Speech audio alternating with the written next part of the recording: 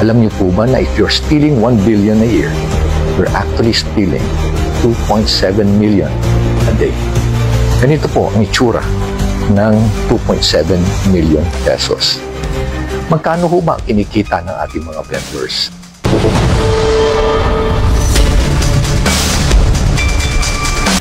Sa gitna ng corruption probe sa gobyerno, lumutang na rin ang umano'y lavish lifestyle ni House Speaker Martin Romualdez at Congressman Contractor Zaldico. Speaker Martin Romualdez, nakipagtagisan sa yaman at ari-arian laban kay Congressman Zaldico.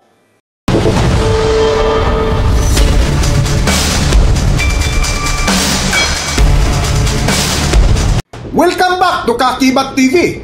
Umiinit lalo ngayon na pinag-uusapan ang maanumalyang flood control na maituring na pinaka-most corrupt budget sa kasaysayan ng Pilipinas na kinasangkutan ng mga corrupt na politiko sa ating bansa na pinangunahan ng mga politiko kawani ng DPWH na nakipagsabuatan sa mga kontraktor na isa nga sa nakakuha ng pinakamaraming proyekto ay ang mag-asawang Diskaya na sina Curly at Sara Diskaya na kung saan ibinulgar ang ilang sangkot na mga politiko. Isa nga dito sa pinangalanan na kumubra ng pinakamalaking porsyento ay sina Speaker Martin Romualdez at Congressman Zaldico. Mayan sa mga kawani ng DPWH na nabanggit sa itaas ay paulit-ulit na binabanggit ang delivery ng pera ay para sa kay Zaldico na dapat at least 25%. Si Kong Marvin Rillo naman ay ilang beses na binabanggit ang pangalan ni Speaker Martin Romualdez bilang kanyang malapit na kaibigan.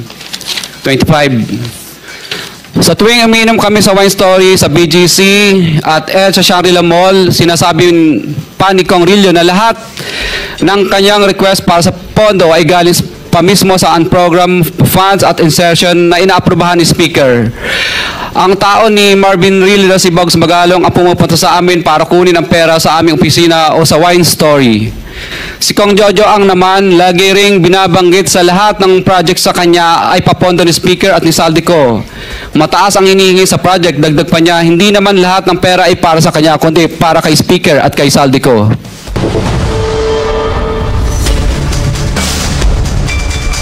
Kamakailan nga sa hearing ng Kongreso ay ipinakita ng kanang kamay ni DPWH Engineer Henry Alcantara sa bayan ng Bulacan na si Engineer Bryce Hernandez ang gabundok na pera sa ibabaw ng billiard table at sa kabilang misa naman ay ang tila pinaghati-hatian na ng ilang grupo. Nakabilang nga sa mga nasangkot na pangalan ay ang dalawang engineer ng Bulacan na sina Bryce Hernandez at ang tinawag niyang boss na si Engineer Henry Alcantara na kung saan ipinakita ni Baguio City Mayor Benji Magalong kung gaano kadami ang perang bilyong pesos na ninanakaw. Alam niyo po ba na if you're stealing 1 billion a year, you're actually stealing 2.7 million a day. Ganito po ang itsura ng 2.7 million pesos.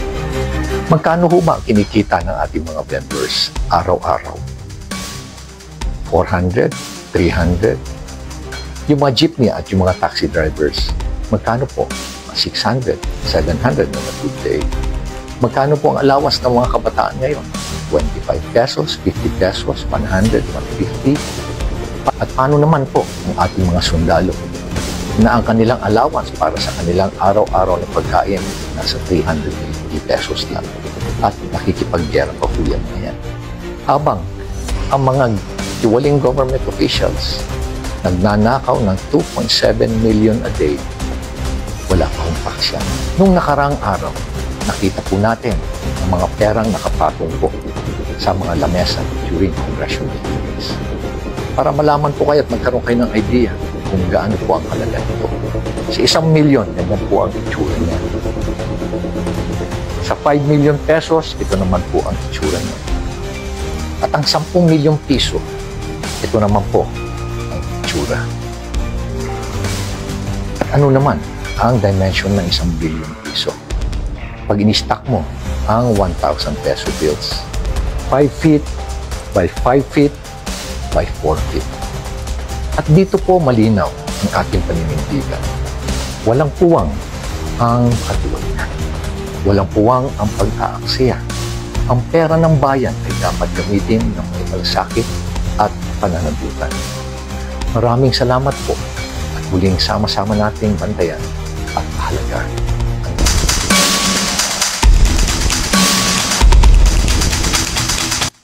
Sa latest news nga ng Bilyonaryo News ay inilabas nila ang natuklasang ari-arian ni na Speaker Martin Romualdez at Congressman Zaldico na kung saan trending at viral ngayon sa mundo ng social media ang mamahaling sasakyang panghimpapawid ng dalawang kongresista na nagkakahalaga ng bilyong-bilyong pesos na duda ng mga netizens na baka isa ito sa mga nakulimbat ng dalawang politiko na humawak ng budget sa Pilipinas. Para sa buong kwento, narito at ipanoorin ang video na kung saan nabuking na ang magarang sasakyang panghimpapawid na ari-arian ni na Speaker Martin Romualdez at Congressman Zaldico. Narito ang video. Sa gitna ng corruption probe sa gobyerno, lumutang na rin ang umano'y lavish lifestyle ni na House Speaker Martin Romualdez at Congressman Contractor Zaldico. Ayon sa source ng Bilyonaryo, bumili si Romualdez ng dalawang Gulfstream private jets mula kay ultra-bilyonaryo Lucio Tan. Ang isa raw ay pre-owned G150 na nagkakahalaga ng up to $8 million. Ang isang G550 na posibleng umabot sa $35 million o 2.6 billion pesos. Nakapark daw ang aircraft sa hangar ni Tan at nakuha na raw nito ang atensyon ng Malacanang. Si Zaldico naman na nasa Amerika, pinupull out na umano ang kanyang sariling fleet ng luxury jets at choppers sa Pilipinas. Ayon sa mga dokumentong nakalap ng bilyonaryo, pinapa-register na ng kanyang Mercedes Aviation ang fleet nito. Partikular ang umano'y Gulfstream G350 na may halagang $36 million.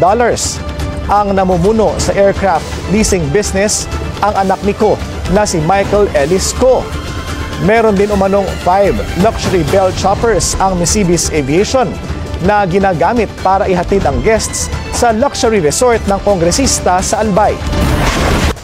Hanggang dito na lang ang ating video at kung nagustuhan nyo, huwag kalimutan mag-subscribe at pindutin nyo na rin ang notification bell para ma-notify kayo sa ating susunod na video. Maraming salamat!